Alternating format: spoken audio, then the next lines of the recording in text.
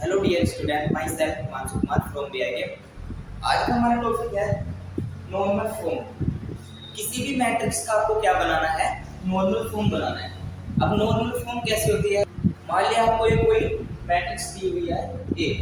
अब आपको क्या बनाना है? इसकी नॉर्मल फॉर्म बनानी है। अब नॉर्मल फॉर्म होती क्या है? आपको किस तरह की मैट्रिक्स बनानी है? आपको सबसे पहले क्या करना होगा? मैट्रिक्स को इस तरह का आपको यूनिट मैट्रिक्स बनाना होगा। तो यही हमारी क्या होती है? नॉर्मल फॉर्म होती है। इसी यूनिट मैट्रिक्स को हम I3 लिख देते हैं। अगर यहाँ पे क्या होगा, डायग्राम में 3 1 1 होंगे तो ये होगा हमारा I3। अगर डायग्राम में आपके 3 1 1 होंगे तो हमारा नॉर्मल फॉर्म कैसे होगी? I3 होगी। और अगर यहाँ पे क्या होगा हमारा, ये 2 2 का मैट्रिक्स है, ये 2 2 का मैट्रिक्स है। अब यहाँ पे क्या होगा, हमारी I2 होगी मैट्रिक्स। नॉर्मल फॉर्म क्या होगी? I2। अब आपको यह एग्जांपल दे रखा, इसका हमें क्या बनाना है? नॉर्मल फॉर्म बनाना है। तो आपको ये देखो एक एग्जांपल दिया है, ये कोई मैट्रिक्स है, इसकी क्या करनी है? हमें नॉर्मल फॉर्म निकालनी है। तो अब आपको क्या करना है? सबसे पहले इसमें हर जगह आपको क्या करना है? 1 1 बनाना है। सबसे पहले इसका आपको यूनिट मैट्रिक्स बनाना है, हर जगह आपको 1 1 बनाना है। तो 1 1 कैसे बनाएंगे हम? देखो यहाँ पे क्या है 1, यहाँ पे क्या है 2, यहाँ पे क्या है 4 है। अब देखो मैं ऑपरेशन क्या लगाता हूँ, यहाँ पे C2 में चेंज है, C2 माइनस C1, और C3 में चेंज है, C3 माइनस C2। अब देखो ये क्या हो जाएगा? यहाँ पे 1 1 बन जाएगा।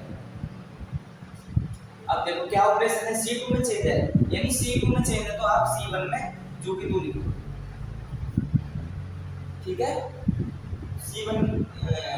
C2 में चेंज है तो आप क्या करोगे? C1 में जो कर दोगे, यानी चेंज कहाँ पे होगा? C2 में होगा। अब क्या क्या करना है?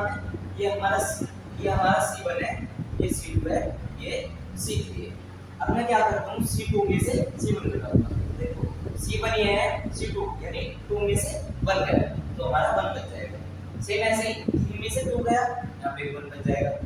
5 से 4 गया, यहाँ पे 1 बच जाएगा। अब आप देखो क्या करना है? 3 में से 2 घटाएंगे, ऐसे ही यहाँ पे 1, फिर 4 से 3 घटाएंगे, यहाँ पे 1, और ऐसे ही 6 से 5 यहाँ पे 1।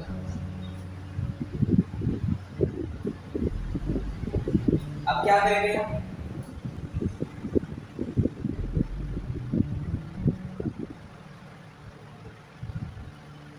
अब आपको क्या करना है?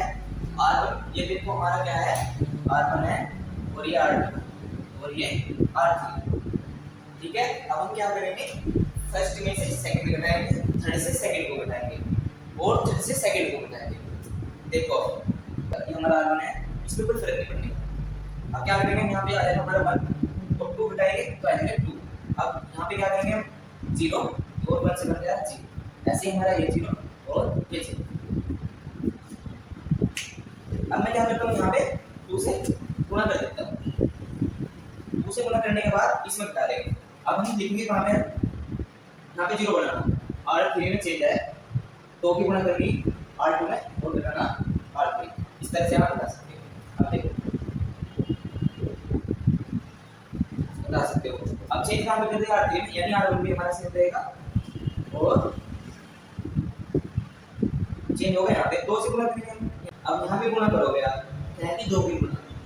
देखो 2 की गुणा जैसे यहाँ पे करोगे, 2 में से 2 घटा के यहाँ पे 0 आ जाएगा। ऐसे ही किया।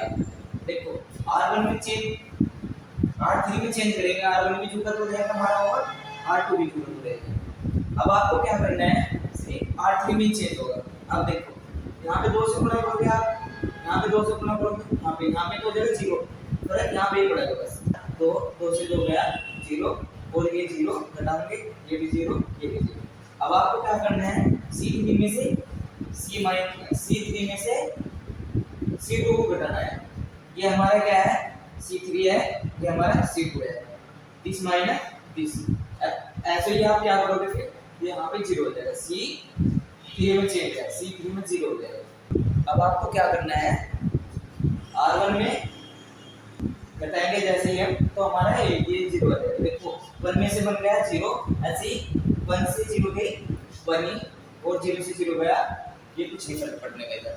अब आपको क्या करना, रिप्लेसमेंट से आप R1 में चेंज है R2, हिसाब ऊपर लेते जाओ, हिसाब नीचे लिए। सेम ये देखो हमारी नॉर्मल फॉर्म बन गई। आज के लिए इतना ही, नेक्स्ट वीडियो में मिलते हैं नेक्स्ट टॉपिक के साथ।